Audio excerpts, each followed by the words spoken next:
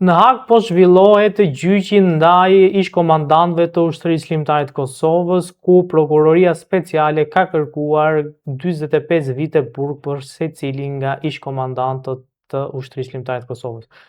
Për të folur mbi këto zhvillime, kam të ftuar në një lidhje direkte Kreshnik Osmanin, njohës shumë i mirë gjeopolitikës. Kreshnik, faleminderit shumë për intervistën. Faleminderit ju. Si po e shikoni gjithë këtë proces gjyqësor në Hag dhe në të vërtet a janë ish-komandantët e Ushtrisë Limbtare të Kosovës ashtu siç i përshkruajti Prokuroria Speciale në pretencën e lexuar ditën e djeshme?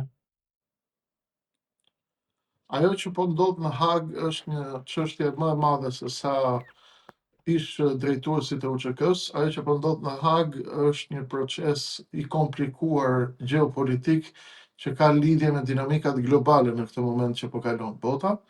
Është një kthes e madhe historike që lidhet me reformatimin e botës dhe shqiptarët janë në një pikë të vështirë, janë në një pikë të rrezikshme të kësaj situate dhe të këtyre zhvillimeve dhe në qoftë se nuk janë të vetëdijshëm për atë që po ndodh, rrezikojnë të paguajnë fatura të mëdha. Ajo që po ndodh në Hag është goditje dhe tentativë për të bërë një atentat ndaj UÇK-s, ndaj Kosovës, ndaj gjakut të derdhur për lirinë e Kosovës, është atentat ndaj Amerikës, është atentat ndaj NATO-s, është atentat ndaj Pentagonit, është atentat ndaj shefit të NATO-s, generalit Wesley Clark, është atentat ndaj sulmit dhe intervenimit amerikan për çlirimin e Kosovës, është mbi të gjitha atentat ndaj çdo pike gjaku shqiptar të derdhur për lirinë e Kosovës kundër mega makinerisë gjenocidale serbe të drejtuar nga Slobodan Miloševići dhe sot nga pasuesit e tij në politikën më të lartë të Beogradit.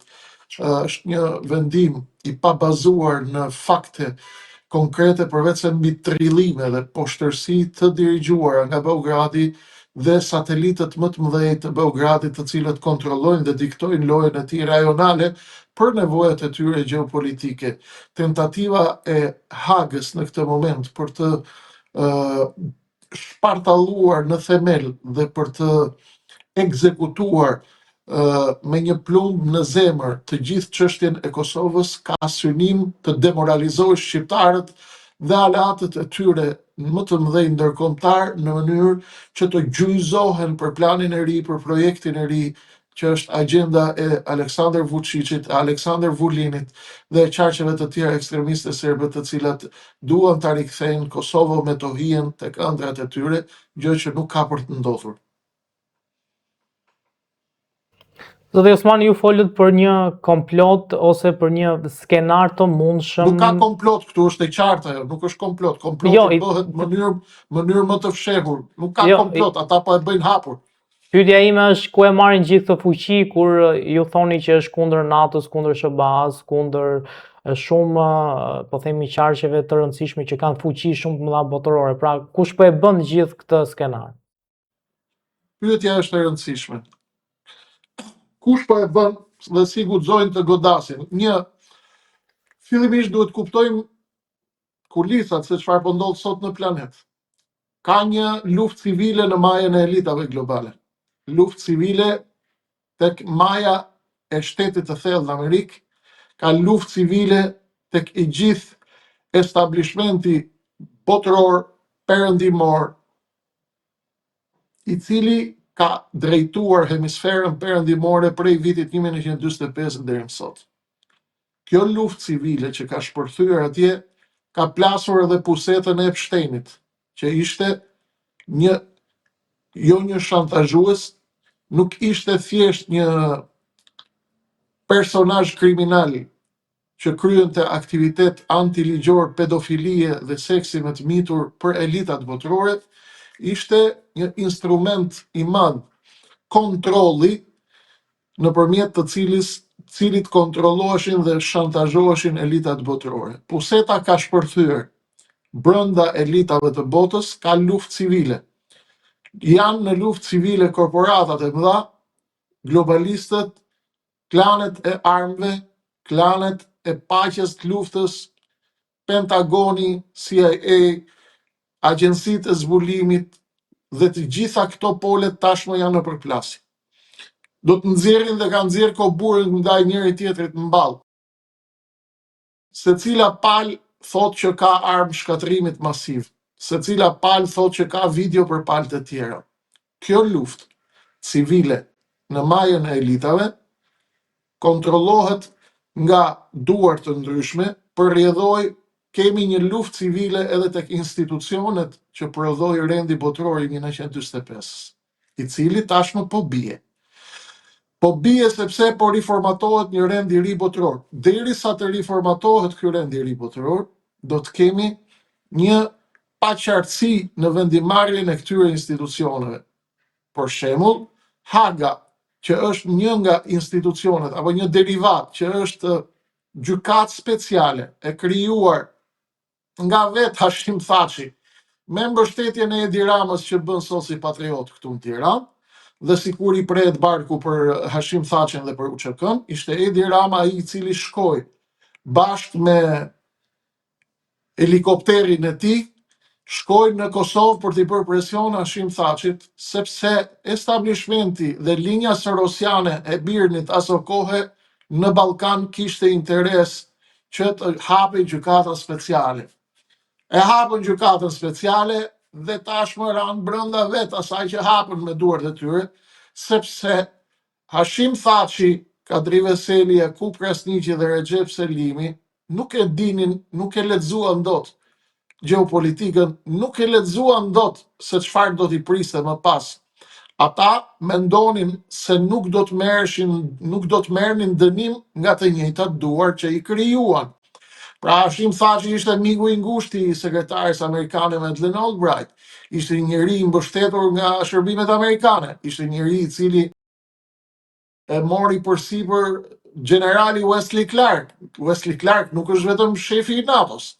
Wesley Clark është një personazh me peshë shumë të madhe specifike ndërkombëtare, është, si thonë italianët, është pezzo grosso, është kokë e rëndë, kokë e madhe. Ndaj Hashim Thaçi, nga mungesa e eksperiencës tij për të lexuar çfarë fshihet pas perdeve dhe pas lojës së ardhshme, siç është 90% e politikanëve shqiptar, që nuk din të lexojnë gjeopolitikën, nuk din ta lexojnë çka ka pas perdeve, kujtojnë se gjeopolitika është lajme. E hëngrën dhe paguan faturë. Paguan një faturë për të cilën nuk kishin përgatitur, sepse Hashim Thaçi dhe komandantët e tjerë të UÇK-s nuk menduan që institucionet e prodhuara nga i njëjti rend botëror i cili i ndihmoi ata do t'i godisnin ata tashmë me 45 vite burg. Dhe kjo bëri që ata po goditen sot. Pse po goditen? Sepse establishmenti globalist në majën e tij është në luftë civile. Ndaj, palët brenda sistemit po godasin njerëzit e vetë sistemit. Pse? Për të vënë drejtësi? Jo. Që të mbijetojë sistemi do bëhen disa kurban. Kaq është. Zoti Osmani, si e shikoni faktorin shqiptar në lidhje me këtë gjyq në Hag? Faktori shqiptar është në krizën më të madhe historike që ka qenë ndonjëherë. Faktori shqiptar, nëse nuk unifikon energjitë sot dhe nëse nuk bashkohet i gjithi me të gjitha energjitë e veta, do të paguaj shtrenjtë në këtë botë e cila po lëviz me shumë shpejtësi. Unë e kam shkruar në librin tim prej 4 vitesh, stuvia e thyer, e flas çdo natë në kanalin Kreshnik Osmani në YouTube, e flas sepse përveç jush apo ndonjë medie tjetër, unë jam tërësisht i bllokuar, ju e dini këtë, nuk më lejohet të flas sepse nuk i përkas as Edi Ramës as Ali Berishës, por kjo është histori tjetër. Shqiptarët, në qoftë se nuk unifikojnë strategjinë e tyre sot dhe të krijojnë një bazament kombëtar, një taban kombëtar, një platformë kombëtare të unifikimit të energjive me gjithë diversionin që kemi me pikpamjet politike, shqiptarët do të paguajnë shtrenjtë. Më 17 shkurt bëhet për Hashim Thaçin, për komandantët dhe për UÇK-n. Është dita e festës pavarësisë Kosovës. E gjithë shqiptaria duhet zbarkojnë në Prishtinë dhe Albin Kurti duhet jetë i pari që duhet dalin protest, jo në mbrojtje të Hashim Thaqit, as të hajnave që kanë bërë korrupsion, në mbrojtje të UÇK-s. Kjo nuk është lojë që lidhet me Hashim Thaqin. Unë e kam kritikuar agresivisht, në mënyrën më agresive të mundshme Hashim Thaqin kur fliste për shkëmbim territorësh dhe kur flirtonte me Edi Ramën aso kohë për mini Schengen ballkanik dhe për këto pislëqet e tjera, por tani ne nuk po mbrojmë Hashim Thaqin. Sot nuk është në lojë Hashim Thaçi, sot është në lojë UÇK-ja. Dhe gjithë shqiptaria duhet mblidhet në Prishtinë që t'i jap mesazh botës që shqiptarët nuk do t'jenë çap e lehtë në këtë moment. Në qoftë se nuk e bëjnë, do të paguajnë fatura të tmerrshme dhe që lidhen drejt për drejti me ekzistencën e tyre si kom.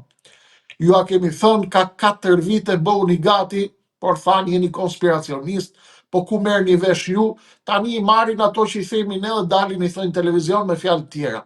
Nuk ka problem. Çështja është që bota po ndryshon.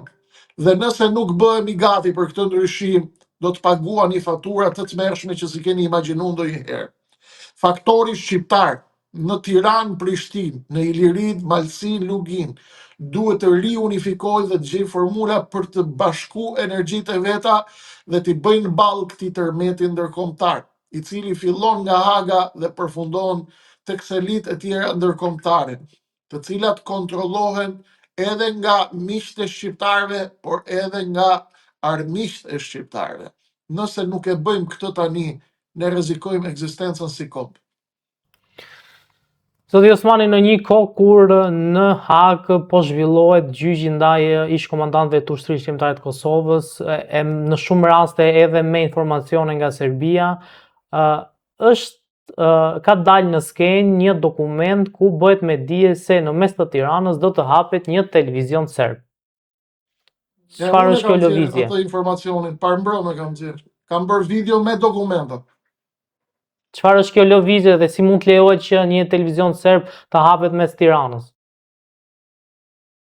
E kam bërë unë video parmbrëm në kanalin Krishnik Osmani në YouTube dhe kam nxjerrë me dokumenta, me dëshmi, me kush janë dhe si po janë Beograd Arena që hapet televizion në Tiranë. Është regjistruar në QKB në 2024, tashmë në 2025 deri në 2026 e ka rrit kapitalin nga 5.000 euro në 130.000 euro. Ju merreni me media, unë merrem me media. Mediat nuk janë biznes fitim prurës në Shqipëri. Mediat jetojnë me parat e biznesmenve oligark, të cilët marrin tender leje ndërtimi nga Edi Rama dhe mbajnë pushtetin e Edi Ramës duke paguar gazetarët e shkret. Një pjesë janë për bukën e gojës, një pjesë janë të shitur me dëshirë, një pjesë sepse nuk mbietojnë dot, ndryshe në Tiranë kanë ardhur nga cepat e ndryshëm të Shqipërisë dhe janë të detyruar të dorëzohen atyre. 10 oligark kanë nga i televizion, kanë nga 15 gazetar, kanë dhe studio të analizës, bëjnë biznes. Tashmë duke qenë që gjithçka kontrollohet, Beogradi është duke ushtruar deri në fund, po godet në të gjitha anët. 1 godet në Hag, 2 nga godet në Washington me supremaci absolute në diplomaci, në ambasadën e Beogradit në Washington, Jugoslavia që po bëhet gati të rikthehet me planin e Vučićit për ushtrimin e hegemonisë serbe në Ballkan. Beogradi dhe Serbia kanë ambasadën e tyre në Washington dhe në New York 237 antar punësuar. Ambasada shqiptare në Washington dhe konsulata shqiptare në New York ka 7 veta me gjithë pastrusën dhe shoferin. Ata na kanë mposhtur në Washington. 1. E para, e dyta, agresiviteti i diplomacisë serbe vjen pikërisht në këtë kthes gjeopolitike, sepse ata e dinë shumë mirë që ky është momenti për të mësyer dhe për të rikthyer hegemoninë serbe në Ballkan dhe planin e Aleksandar Vučićit për botën serbe. Siç e kam denoncuar edhe 2 net më parë në kanalin tim, ajo që po ndodh është hapja e një televizioni, i cili do të bëj këtu propagandën e relativizimit të propagandës serbe dhe normalizimit.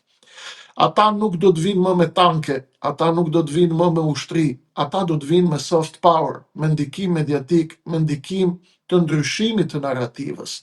Si do të ndryshoj narrativa? Nuk do të vinë këtu t'ju thonë Serbia është e mirë dhe Shqipëria është e keqe. Targeti është Kosova. Thika është në shpinën e Kosovës. Do vinë këtu dhe do thonë, ne jemi të gjithë kriminal, një lloj leje ta mbyllim këtë histori, sepse është diçka nga e kaluara. Ju na keni vrarë, ne ju kemi vrarë, tani ta mbyllim këtë histori. Normalizimi i narrativës dhe barazimi i kriminalit me viktimën është hapi dhe synimi madhor i Beogradit në këtë moment. Hapja e mediave në Tiranë me televizione të Serbisë, të lidhura direkt me vajzën e Miloševićit dhe me Telekom Serbia, që kontrollohet komplet nga Aleksandar Vučići dhe shërben, është kompani e tij dhe me media pranë tij të cilat shkëlqejnë imazhin e Vučićit, ka vetëm një synim: nguljen e thikës në shpatullën e Kosovës këtu nga Tirana. Ndaj, të gjitha ulërimat dhe britmat që vinë nga Tirana për mbrojtjen e UÇK-s janë të shtirura, janë të pavërteta. E vërteta është duke u fshehur poshtë tapetit, por nuk po ja tregon njerëj shqiptarëve, dhe shqiptarët janë në një mpirje masive, sepse bombardimi me rena është i frikshëm dhe janë shumë të pakta dritarët që japin, tentojnë ta oksigjenojnë këtë popull apo ta intubojnë. Populli është në reanimacion. Kemi ca dritare të vogla mediatike, ndoshta YouTube i ka bërë punën më të madhe që po bëjnë betejë. Ju që hapni në dritare her pas here, ndonjë kanal tjetër në YouTube që hap kanalin her pas here, establishmenti mediatik që kontrollohet nga bosët e ndërtimit dhe bosët e tenderave në Tiranë ka vetëm një ushtri me rena që quhen analist, mashtrojnë shqiptarët për llogarit agjendave të mëdha. Zoti Osmani, kam dhe i pyetje të fundit, lidhet me një qasje të zotit Rama ndaj vendimit gjykatës kushtetuese për të lënë në fuqi pezullimin e Belinda Ballukut. Në fakt, në vend që kishte një qasje në zbatim të këtij vendimi, zoti Rama shkoi deri aty sa tha, ne kemi ndërmend të marrim hapa ligjor për të ndryshuar ligjin lidhur me nenin për pezullimin e zëvendës kryeministres. Si shikoni këtë lëvizje të zotit Rama dhe a besoni që kjo lëvizje është e imponuar nga zonja Balluku? Atëherë tani nuk do ju përgjigjem më si eksperti gjeopolitikës, por si eksperti dyfisht, si eksperti gjeopolitikës dhe si kryetari i partisë Lëvizja e Dheu, partia më e bojkotuar në Shqipëri. Ju ndoshta harruat të më prezantoni në fillim bisedës. Është partia më e bojkotuar në Shqipëri tek gjitha mediat e Tiranës, sepse ata terrorizohen që të dëgjojnë këto mesazhe. 1.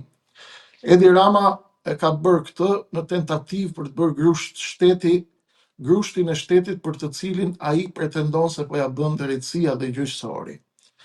Po godet spakun, sepse Edi Rama e di që establishmenti sorosian me Clintonët, me sorosianët dhe të gjithë ata të cilët e mbështetën tek shteti i thellë tashmë janë në luftë civile.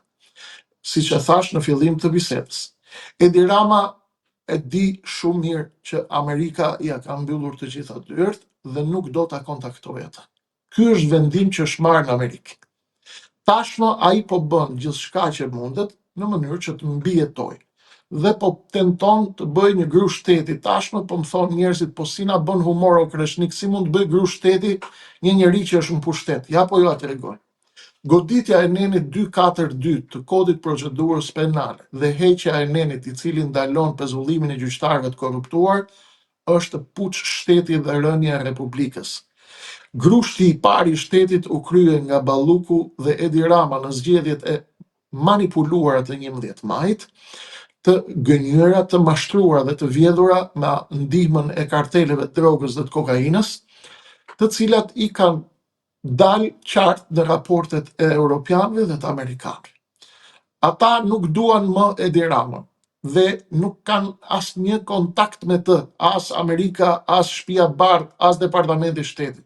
Elisa Spiropali shkoi ke mëngjesi i lutjeve, ku blien biletat nga $5.000 dhe nga $10.000, isa jo, kush do bileta ja gjen Fatmir Mediu, se ka ai 2-3 mashtrues atje që i gjen biletat. Shkoi ministra e jashtme e Jona dhe se priti as ministri i jashtëm Rubio. Ajo del në Facebook e i thot shqiptarëve jam ke mëngjesi i lutjeve në Washington, edhe 200 metra mbrapa ishte fotografia Trumpit që fliste nga televizori.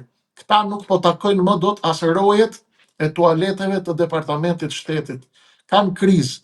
Ndaj, çfarë po bëjnë? Do bëjnë të pamundurën që të kontrollojnë situatën këtu në Shqipëri. Kanë dhe Saliu nga ana tjetër i cili është duke mbajtur fort vendin e opozitës që të ruajnë të dy monopolin dhe të mos ketë më lojtar alternativ.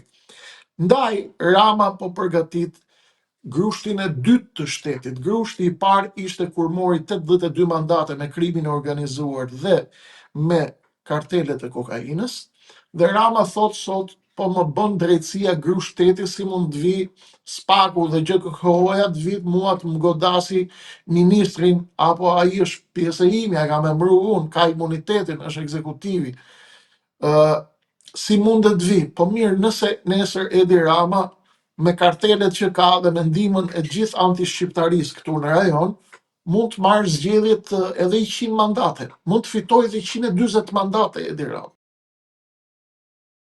Dhe mund të marrë vendim me 140 mandate t'ja kalojmë Shqipërinë Beogradit. Mund të marrë vendim të bëhet vetë mbreti i Shqipërisë. Si në vend të Ahmet Zogut, ka pas Zogu ka qenë mbret, edhe ky shpallet mbret. Fiton më, ky mund fitoj sa deputet don, kush do ta ndal? Kodi zgjedhor e kanë bërë vetë Rama me Saliu. Votat i numërojnë vetë Rama me Saliu. Kush del jashtë rreshtit të tyre ekzekuton Rama me Saliu. Ky është grushti i shtetit, nuk e ka bërë Spaku grushtin e shtetit.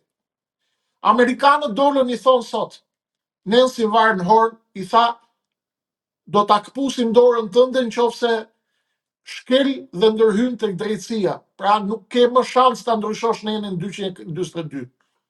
Sepse erdhi deklarata nga zëdhënësja e ambasadës, tha është rreptësisht e ndaluar ndërhyrja në drejtësi. Sot ja ka thënë. Dje tha Rama do ndërhyjmë, tha do ndryshojmë kodin. Edhe i herë kthehemi tek origjina e bisedës tonë. Maja lart ka luftë civile. Rama po bën puç dhe grusht shteti që të fitoj kohë.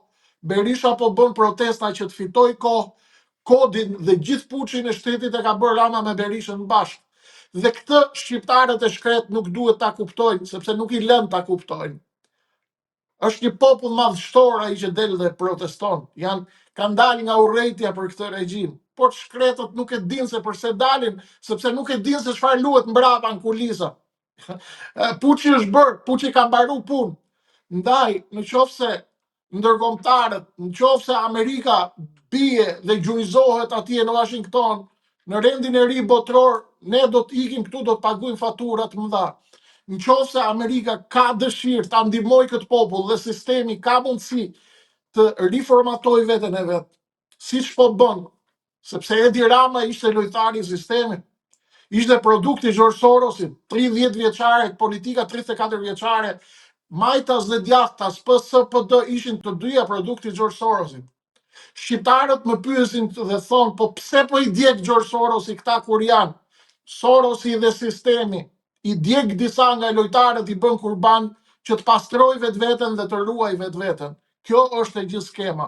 Shqiptarët unë i përgëzoj të gjithë ata që protestojnë. Janë vëllezërit e mi, po bëjnë gjën e duhur, por janë në kurth, janë të kapur. Nuk po çojnë atje ku duhet, sepse ka një monopol bipolar politik që ka ndërtuar Rama me Berishën me marrëveshjen e 2008-s me kodin zgjedhor. Nuk do të lejojnë ata kur të zgjidhet një njeri që nuk duan ata të dy.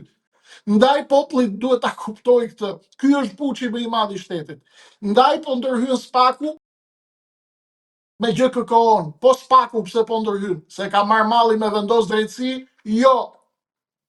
Spaku po ndërhyn sepse Spaku do të ngjitet tek barka e Trumpit dhe po bën kurban ballukun dhe nesër nëse do t'i kërkoj Trumpi do të bëj kurban edhe Edi Ramën.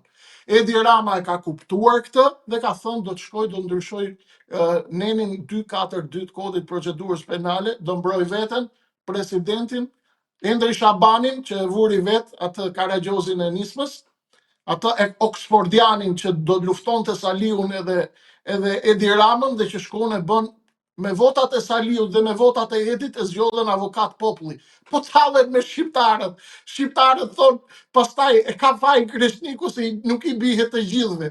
Po të hallen me shqiptarët, po na zhdukin si kom. Çfarë t'ju themi shqiptarët? Tu themi rena, kjo është e vërteta. Ndaj Edi Rama po ndërhyn, sepse Edi Rama jo 82 mandate. Edi Rama mund të ketë nesër 140 mandate. Mund të fitoj nesër 140. Ai nuk i fiton sepse nuk do. Ai ka kontrollet e grupeve të gjithë. Ai ka kartelet të gjithë. Ai ka grupet armatosur. Ai ka grupe me para. Ata i kanë parat me dhoma. Kanë miliarda e 10 miliarda euro, mund t'i fitoj Belinda jo 82 mandate, po 130 mandate merr Belinda. Ndaj, këtu jemi në momentin historik. Ndërhyn Amerika me i dhoni dorë këtij populli që të mos zhduket, shpëtojmë. Nuk ndërhy Amerika, do ngrihet populli. Po s'u ngrit populli, kemi marru punë si popull. Më vjen keq që e them. Kjo është e vërteta, ndoshta mund të tingëllojë e hidhur për disa, por duhet i themi sa të vërtetën nëse duam të shpëtojmë si kom. Zoti Osmani, falenderoj shumë për gjithë analizën që bët këtu në VIP Magazin me mua. Ju falenderoj shumë. Faleminderit ju për ftesën, gjithë të mirat mbarsi.